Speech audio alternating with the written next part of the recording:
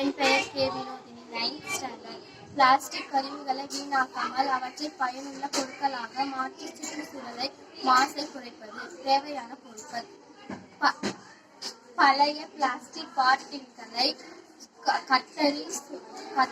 Cutter மூத்தவர்களின் உதவியுடன் வண்ணங்கள், அலங்கார காகிதம், பசை, டேப், மண் மற்றும் சிறு தாவரங்கள். வீணாக கிடைக்கும் பிளாஸ்டிக் பாட்டில் சேகரிக்கவும். பாட்டில்களை மேல் பகுதியை சுத்திகளால் வெட்டி எடுக்கவும். பாட்டிலை வண்ணங்கள் தீட்டி அல்லது அலங்கார காகிதம் ஒட்டி அழகாக மாற்றவும். பாட்டில் மண் நிரப்பி சிறிய தாவரங்களை நட்டு கொள்ளவும். இதை பேனா, ஸ்டாண்டில் பறவைகளுக்கான உணவு பானை அல்லது மலர் குண்டி போல மாற்றலாம்.